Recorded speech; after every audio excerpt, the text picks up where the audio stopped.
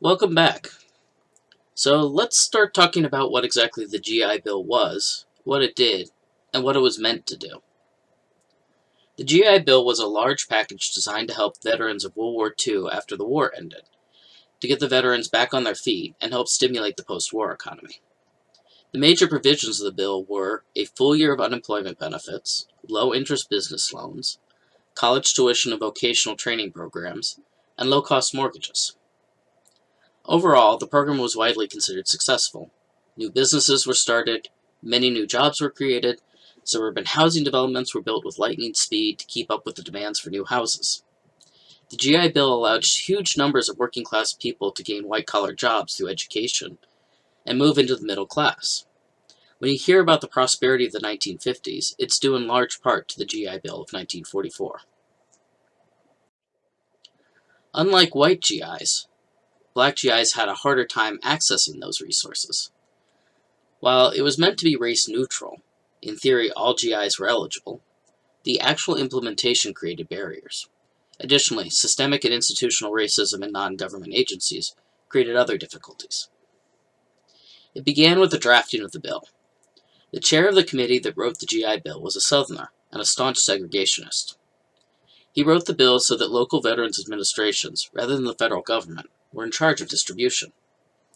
This meant that local officials, particularly those in the South, although not exclusively, had a lot of leeway in how they structured their local programs.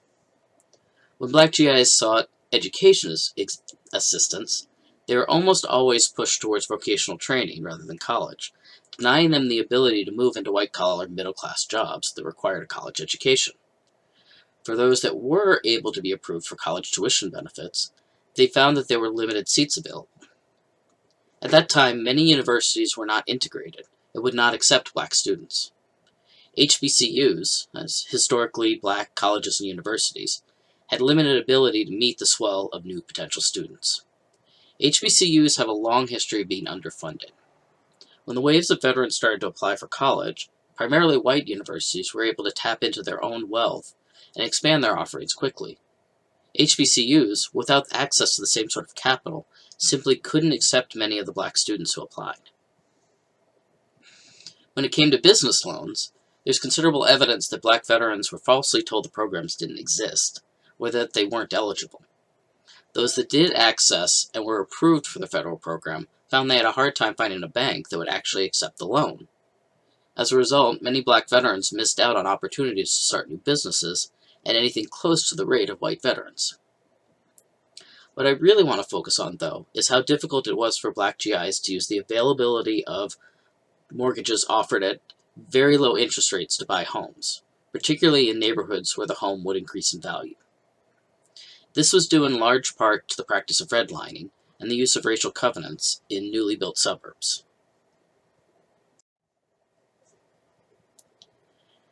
In the mid-1930s, as part of the creation of the Federal Housing Authority, the Homeowners Loan Company was tasked with creating formal guidance for banks regarding the security of mortgages in the various neighborhoods in 239 cities. You can see Rochester's map here. The safer the area, the more likely a bank was to lend to someone buying a house in that area, and the more likely that person was to get a good interest rate. The HOLC created 4 designations. Type A neighborhoods, in green, were considered the safest areas to buy homes, and were almost always new, affluent suburbs. Type B areas, in blue, were labeled still desirable. Type C areas, in yellow, were called declining. And Type D areas, in red, were considered the riskiest place to take on a mortgage. These neighborhoods were the poorest and almost always predominantly black. In fact, race was a major component in deciding what label a neighborhood was given. The more non-white the population, the more likely it was to be given a risky designation. This meant that when black GIs went to buy homes in predominantly black neighborhoods, banks frequently would not lend to them because the neighborhood had been designated a risky proposition. There are also barriers to moving to neighborhoods that were not predominantly black. Some of these barriers were informal, such as realtors not being willing to show houses in white neighborhoods to black potential buyers, white homeowners refusing to sell to black buyers, and white neighbors putting pressure on the white homeowners and black buyers alike. There were also more formal barriers, though, most often seen in the form of racial covenants. A racial covenant was an agreement written into the deed of a sale for a house that forbade the new homeowner from selling that home to particular groups of people. In this example here, taken from a deed for a house in the Brighton suburb of Rochester, you can see the clause stating no lot or dwelling, meaning no property in this neighborhood, shall be sold to or occupied by a colored person. While blacks were almost always listed in racial covenants, there were also racial covenants for Hispanics, Jews, Italians, and Irish people. Racial covenants weren't ruled illegal until 1967 and were still enforced well into the late 1980s.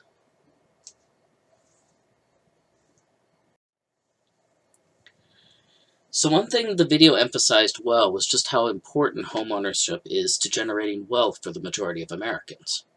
We generally buy our homes on credit using a mortgage, and each month pay a little bit of that debt.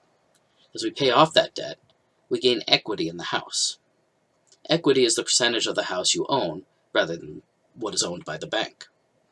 Over the course of many years, usually 20 to 30 years, you eventually pay off the mortgage and have full equity in the house. You own its entire value. Home equity is powerful. It can be used as collateral for business loans, for college loans, for home improvement loans to increase the overall value of your house. It can also be passed along to the next generation, giving your children a pre-built nest egg.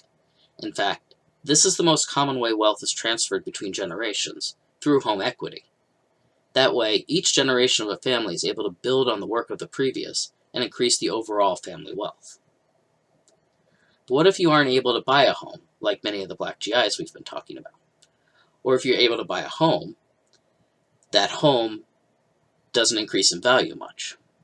You aren't able to pass along wealth to your children so they can buy homes themselves, and the family isn't able to move up the socioeconomic ladder. So let's take a look at the patterns. We can see that black home ownership lags well behind any racial group, and is almost half the rate of white home ownership.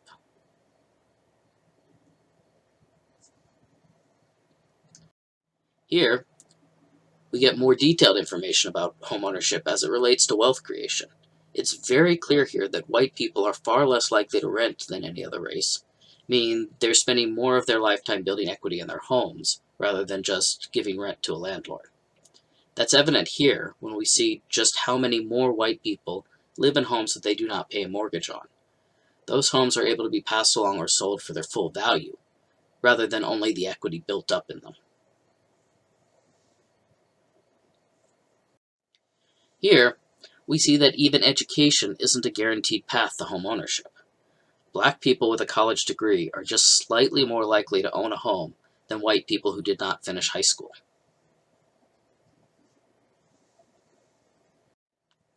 Now, it's difficult to draw a straight cause and effect line from the GI Bill, redlining, and racial covenants. However, look at these images. On the top left is the map drawn in 1935 showing the redlined neighborhoods in Rochester.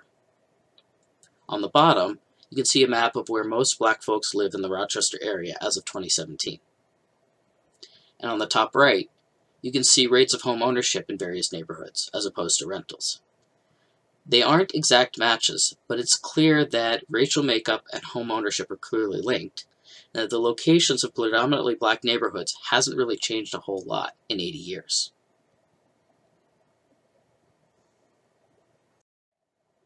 This lack of progress, the inability to generate family wealth, is starkly seen here. The average white family in the United States has almost $150,000 in overall wealth, most of which is equity in their homes. Hispanic families, by contrast, have less than $14,000, and black families, on average, have only about $11,000 in family wealth.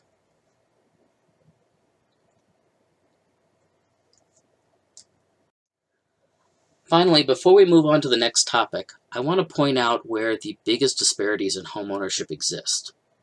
We have a tendency in the United States to think of racism as worse in the southern part of the United States. However, the biggest disparities, the places where it's harder for the average non-white person to build wealth through home ownership, are primarily in the north, with Buffalo being the worst, and Rochester right behind it in number 2. Next, we're going to watch a short video about how the white race came to into existence, and then we're going to discuss what white supremacy actually is.